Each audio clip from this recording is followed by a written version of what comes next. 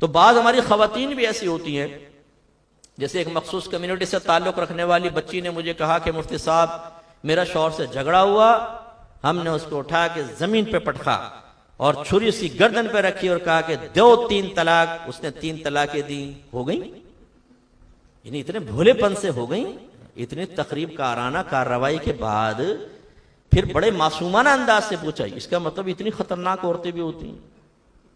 मेरे नौजवानों जरा होशियार, अभी मौजू नहीं है, वरना तुम्हें बताऊं कि किस किस्म की ज़ौजा को कबूल करना चाहिए।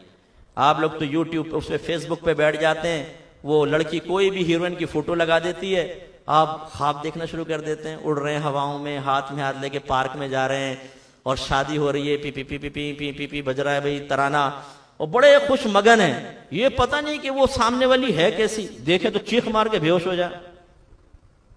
और क्योंकि अपना बनाना होता है ना, वो कहती है शक्ल दिखाऊं, ना ना ना, मैंने तुमसे मोहब्बत की है, तुम्हारी शक्ल से नहीं।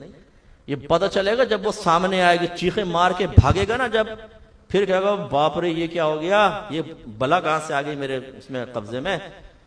और ये बलाएं जो होती हैं अक्सर जो इस तरह लड़कों से दोस्ती करती हैं, आप समझते हैं यार तेरे भाई ने एक भाभी ढूंढ ली है, इतनी मुखलिस है ना, रोजाना में रात को 2 बजे कहता हूं आ जा। अरे भाई वो कितने उसने शौहर ढूंढे हुए हैं, भोले पप्पू टीटे, वो करती हैं ऐसी लड़कियां, आपको पता है पागल बनाती हैं वो।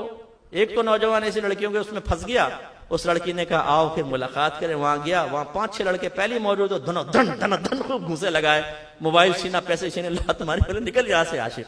पता चला गैंग थी पूरी। तो मेरे ये नौजवानों, जो ये हलवा मिल जाता ना, हलवा इतनी आसानी से हजम होता नहीं है, खुशफहमी में मुब्तला मत हो। एक दाढ़ी वाले साहब थे, उन्होंने कहा मुफ्ती साहब मैं चाहता हूं कि बहनों को कुरान और हदीस भेजूं, और मेरा कोई इरादा नहीं है, ताकि खवातीन में शऊर बेदार हो। मैंने कहा भाई क्या मर्द सारे मर गए? इसी तरह तो शैतान बहकाता है, पहले आपको औरतों के करीब करेगा, आप समझेंगे बड़ा पाकीज़ा हूं, फिर आहिस्ता दोस्ती, फिर फ्रीपन होगा, बेतकल्लुफ होंगे, इसके बाद गुनाह।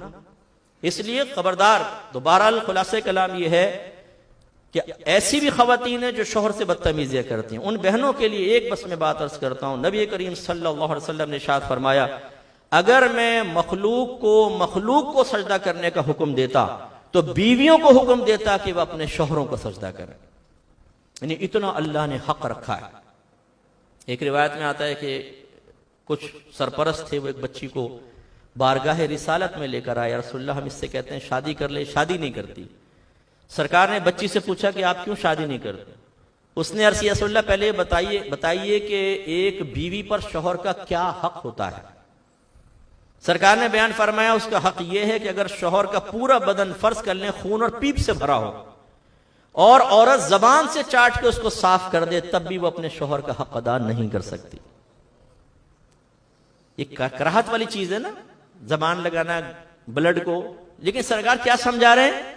समझा रही है कि अगर शौहर फर्ज कर ले उसकी कुछ नागवार मामलात भी हैं, औरत सब्र करे तब उसका हक अदा होगा। तो बच्ची ने जवाब में कहा या रसूलल्लाह बस यही बात है, मैं ये समझती हूं कि मैं अपने शौहर का हक अदा नहीं कर सकूंगी। तो सरकार ने शायद फरमाया उनके पेरेंट्स से कि बस इसको फिर ऐसे रहने दो, इसकी मर्जी पे छोड़ दो।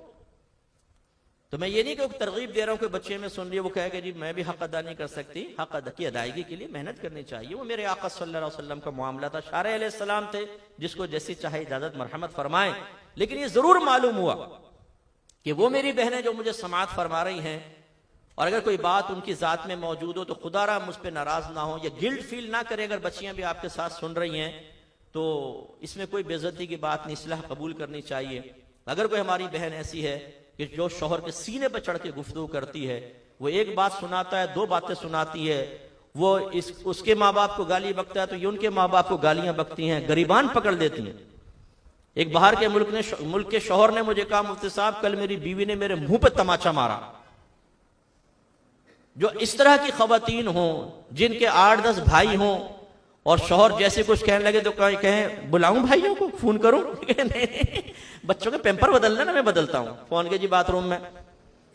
तो इस तरह अगर आपकी बैक है तो इसका मतलब ये तो नहीं है कि शौहर मामूली हो गया, आप उसको हकीर समझें, बच्चों के सामने बेइज्जती करें, उसके साथ बदतमीजियां करें। एक एक लफ्ज का हिसाब होगा आखिरत में, और ऐसी औरत पर अल्लाह तबारक व तआला की लानत नाजिल होती है। जो बगैर किसी वजह के शोहर से बदतमीजी करे। हाँ, बाद वक्त ऐसा होता है, कोई बात हो रही है, औरत ने दिफा में कोई जुमला कहा, लेजा सख्त हो गया, नहीं होना चाहिए था, लेकिन चले वो तो दिफा में कह रही है, ये कोई जवाब देना जरूरी हो जाता है। बाद वक्त शोहर वजाहत तलब कर रहा होता है, वो एक अलग चीज है। लेकिन एक होता है बाकायदा लड़ाई करना, बाकायदा डांटना, डपटना, इसको आदत बना लेना, ये गलत है। एक खातून ने मुझे फोन किया, रोने लगी फोन के ऊपर, मुफ्ती साहब मेरे शौहर ने बड़ा जुल्म किया, मुझे मारा है, पीटा है, गालियां बकी हैं। तो हमें आ रहा काफी तजर्बा है इस चीज का कि खवातीन के आंसुओं से फौरन हम पिघल नहीं जाते हैं। हमारे यहाँ तो अगर कोई खातून रोड पे स्कूटर को टक्कर मार दे ना, खातून गिर जाए, चाहे उसके शौहर ने गलती की हो, बहुत सारे हमदर्दी में भाई वहां पहुंच जाएंगे, ड्राइवर को पकड़ेंगे, मारेंगे, गाड़ी को आग लगा देंगे, भैया बहन गिर गई है यहाँ पर। तो वो जब रोई तो मैंने कहा अच्छा पहले तो आप अपने आंसू बंद करें, बिल्कुल रोना बंद करें, फिर मैं आपकी बात सुनूंगा। खामोश हो गई। मैंने कहा मुझे दियानतदारी से बताएं आपने क्या किया था। कह लगे मैंने भी गालियां दी थी, गरीबान पकड़ा था।